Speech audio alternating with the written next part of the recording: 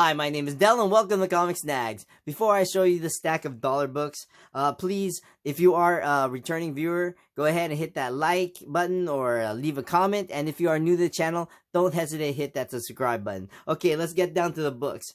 Alright, so I bought this stack of comic books for $1 from one vendor. And dude, it was fabulous. It was a great find. So I actually have most of these, but then, for a buck, I'm going to pick them up. So this is Marvel Comics Presents Wolverine number 85, and this is a minor key. This is the first cameo appearance of Cyber, who is one of Wolverine's rogue gallery enemies. But not only is it that, but this is also the first interior artwork of Jay Lee. If you don't know who Jay Lee is, he did a run on Submariner, and then he went off to do some stuff for Image. I think it was like Bloodshock or something like that. But then, yeah, he does like a lot of covers now. He did a really great cover for Something's Killing the Children. So I'm actually glad I found his first interior artwork that's in Marvel Comics Presents. Alright, so let's move on to Marvel Comics Presents number 86. This is a minor key. This is the first full appearance of Cyber. And then this is Marvel Comics Presents number 87. All great Sam Keith covers. Marvel Comics Presents number 88. Marvel Comics Presents number 89.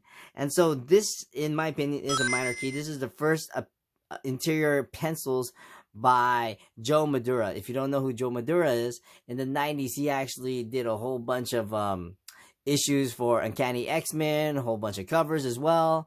And he went off and is like one of the major X-Men pencilers in that sort of, like, I want to say it's like 300 to 340, somewhere around there. That's where he was like the major artist for X-Men. Then we have Marvel Comics Presents number 90, 91, 92, 100. Okay, and so now this one I found, this is Radical number ones. This is some sort of Comic-Con giveaway. I picked it up for a buck. I've never heard of any of these Radical books, so I'm just going to go and check it out. I believe it's a preview, probably the first issue of each series that's seen on this cover. I also found Spider-Man vs. Dracula number 1. Great cover. Then I found What If number 45, and this is a minor key. This is the first appearance of Barbara Ketch as Ghost Rider. What If number 16, and this one I'm actually really happy I found. I love Conan, and when you mix him up with Wolverine, you got to pick up that issue. And this is a minor key. I think this is the first meeting and battle between the two. Then we have Punisher, Batman. I forgot which one this is. Oh yeah, here we go. This is, it doesn't even say. I think this is like Deadly something. I forgot the title of the series. But then I thought this is great. This is like the second crossover between the two, and I thought it was awesome. And I also found this. This is Wonder Woman number 19. And this is a minor key. This is the first cover and first appearance of Cersei. She was actually a reintroduction. I think she was either a Golden Age or Silver Age character. And then she just brought her back for this series. I picked it up because not only is it a George Perez cover, but it's also a Bondage cover as well. And there's also some spec on this character from the James Gunn universe that he's creating for DC. Then I found the Fantastic Four number 348. This one's awesome. This is a minor key. This is the first appearance of first cover appearance of the new Fantastic Four. And this is by Art Adams. And if you find Marvel's Secret Wars in the dollar bins, you pick it up, because you never know what's in it. And this is actually a minor key. This is the first full appearance of Julia Carpenter, who was just recently in the Madam Web movie. And then I also found number 11 as well. Then I found this one. This is Batman 457. This is a minor key. This is the first time Tim Drake is in a Robin costume. Or he is officially, or this is his new costume, I think. And then we have The Amazing Spider-Man number 346. Not only is it a newsstand, but this is a very iconic cover by Eric Larson. Then I also found this one. This is Uncanny X-Men number 282, and this is a major key. This is the first appearance of Bishop. And then 283, that is the first full appearance of Bishop. Then I found Green Lantern number 150. I thought this was just an awesome cover, so I had to pick it up. Then we have Web of Spider-Man number 90. And so this is a minor key. They say that this is like technically the first appearance of Spider-Man 2099. I think there's a poster inside of this. Here, actually, let's go and open it up and check it out. Alright. Oh wow. Look at that. Oh, I can't. You know what? This is sealed and still in its poly bag, so I am not gonna go and open it up. So I thought, oh wow, that's cool. I don't even remember if these things came sealed. So yeah, I'm gonna keep it sealed. I'm not gonna open it up. And I'm gonna trust the information I have that this is the first appearance of Spider-Man 2099 in a poster. That's awesome. So we have X Factor number 88, and this is a minor key. This is the first appearance of Random. Then X-Force number 11, and this is the first, I think, battle between Copycat, who is impersonating Domino, and Deadpool. And I believe this is the first time Domino is referred to by her first name, Vanessa. Then this is the Marvel Milestone Edition. This is a reprint of X-Men number 1.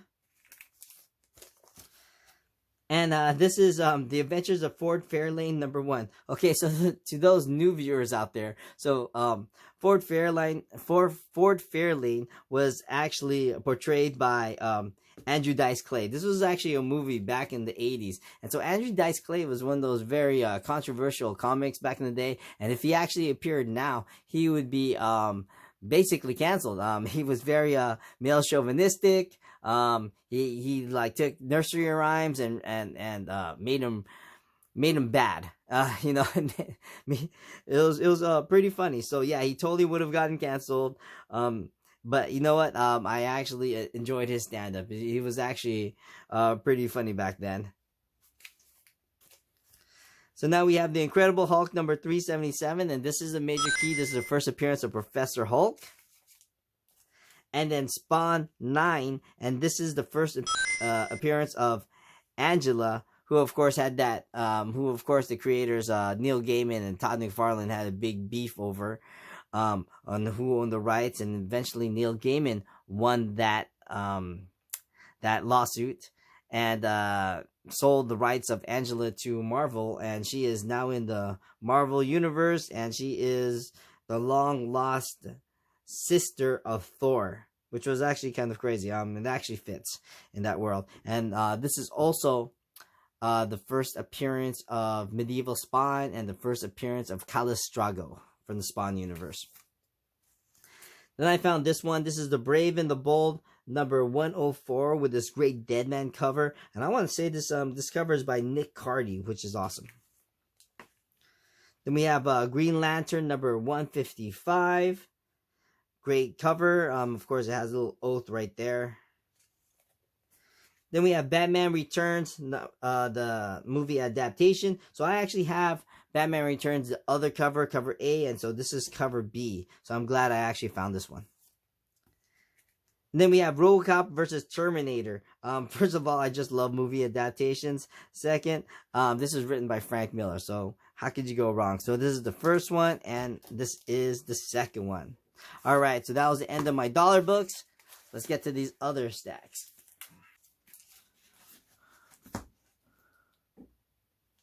Alright, this stack of comics I got from two different vendors. I forgot how much I paid for some of them. I know like the last part are half off books. So let me start off with this one. This is Mighty Mouse number 1, which is awesome. It's kind of got a Dark Knight Returns homage to it. I thought that was pretty cool. And then Red and Stumpy.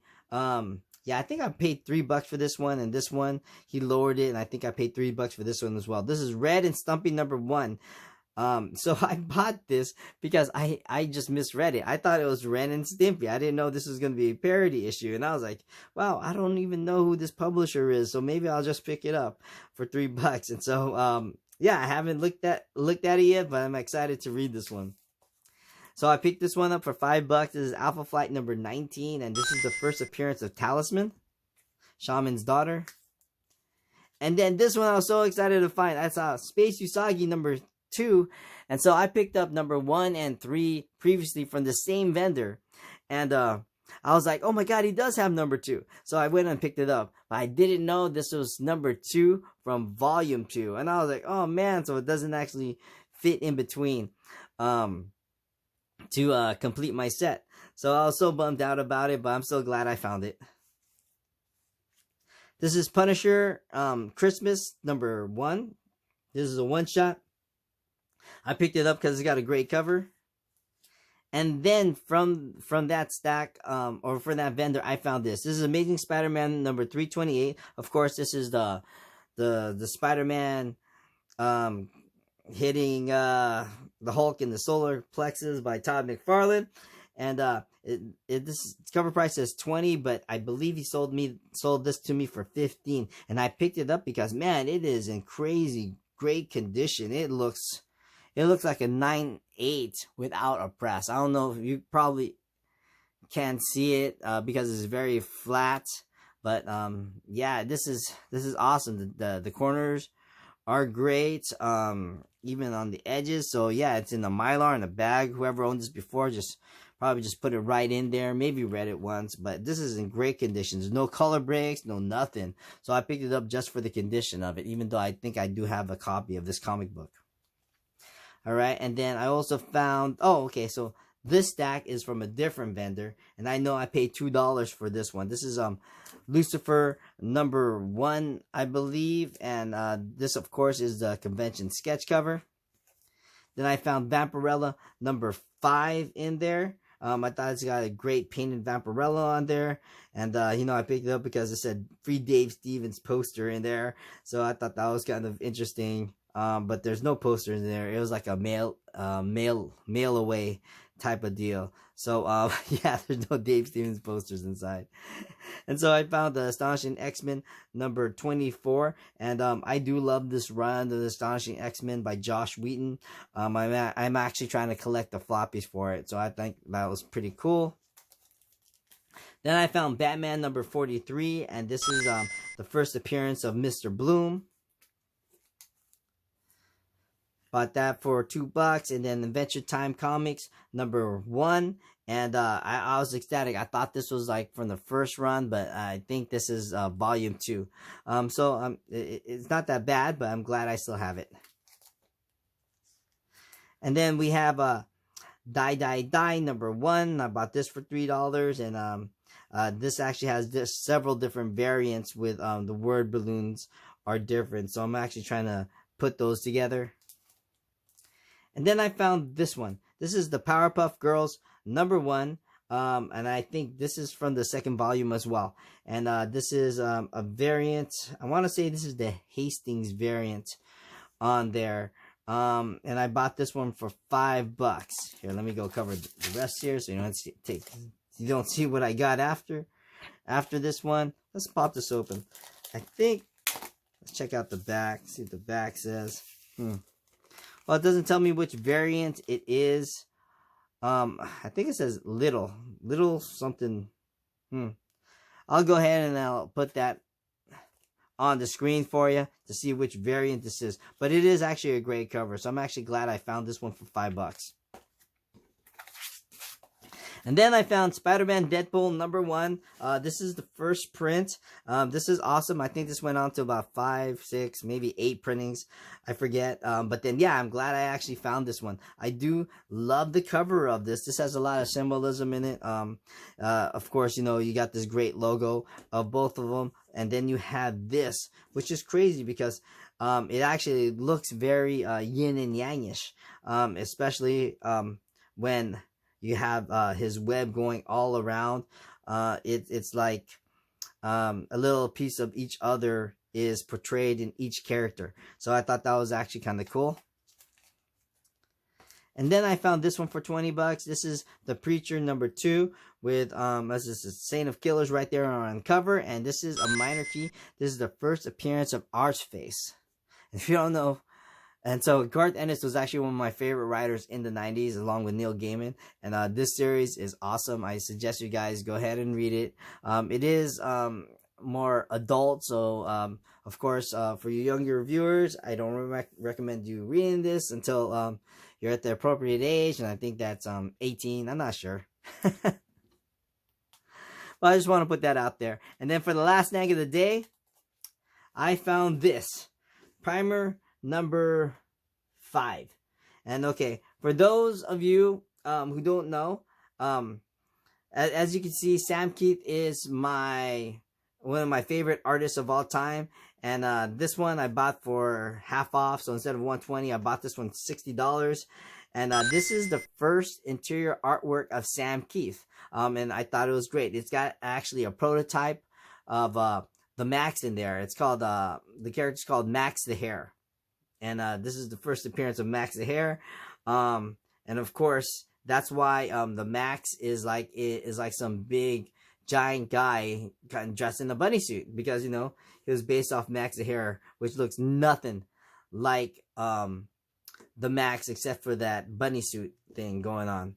So yeah, so this is awesome. I never thought I'd find this out there in the wild. Of course, I didn't find it for cheap, but you know what, for $60, I still think that's cheap, especially when it's one of your favorite artists' first work. All right, thank you so much for watching. That is the last snag of the day, and I will see you guys next time. All right, peace out. Take care, man.